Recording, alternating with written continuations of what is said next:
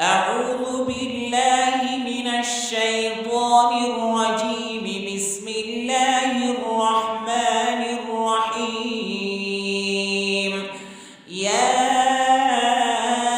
أيها المزمل قم الليل إلا قليلا نصفه أو انقص منه قليلا أو زد عليه ورتل القرآن ترتيلا. إنا سنلقي عليك قولا ثقيلا.